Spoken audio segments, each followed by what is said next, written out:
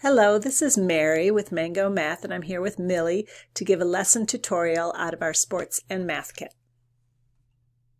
Baseball scores. Baseball is considered the thinking man's sport. There's a lot that goes into how a player can score, how his average is calculated. There's lots of things that you can calculate with regards to pitchers, hitters, so on. There's just a lot to it. We've really made this simplistic for you so that you're just figuring out batting averages. In order to play the game, you'll have two dice that are positive and negative dice. These dice determine if you have a hit, a strike, or a ball. So on it, if you have two positive dice, that means there was a hit. If you have one of them that's a positive and one's a negative, that means it's a strike or it's been a strike. So either one of these, if it's one's positive, one negative, it's a strike. If you have two negatives, it's considered a ball. So when a player rolls the dice, they'll determine if they have a hit or a strike or a ball. If they have a strike or a ball, it will be marked on the card accordingly.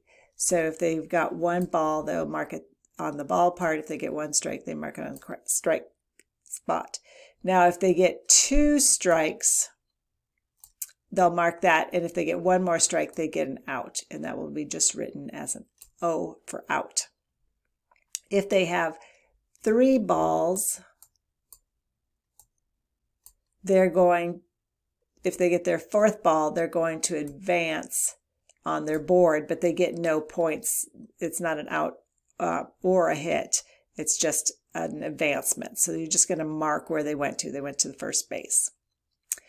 If they have a hit, and they have their two positives here, that player is then going to spin what they had. If they had a single, double, triple, or home run. So let's say our player has hit a double. So on the board, you're going to mark from the first base up to the second base. So you're just going to mark the lines like so.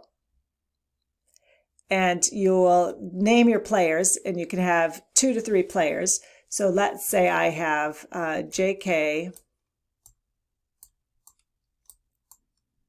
and RM.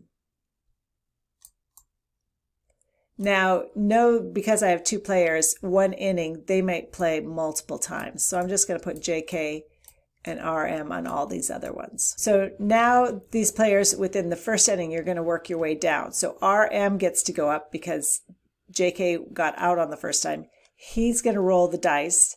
If he strikes out, if he gets balls and strikes, he's going to mark them up here.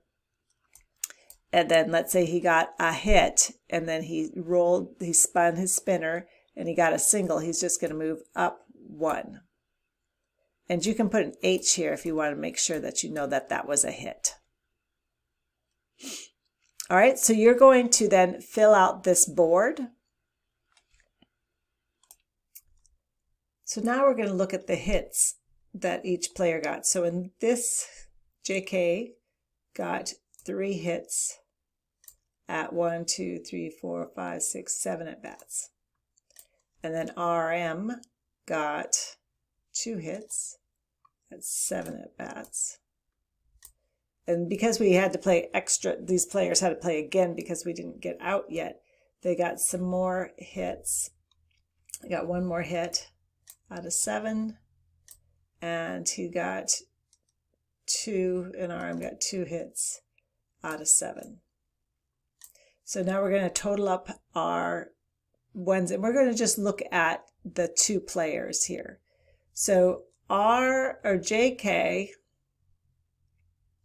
got 4 hits, and so I'm just going to write down 4 hits for them.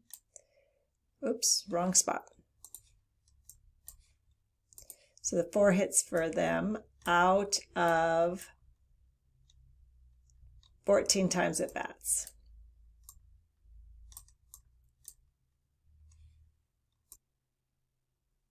So if I take the 4 divided by 14, I'm going to get an average of 280 6.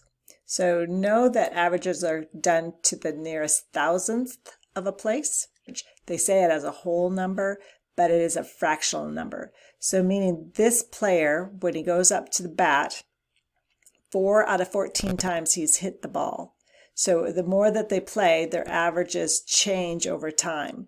Most batting averages are lower than 500, meaning less than half the time that they go up, they hit the ball. Great way to figure out averages and understand how it is applied to the game of baseball. Enjoy.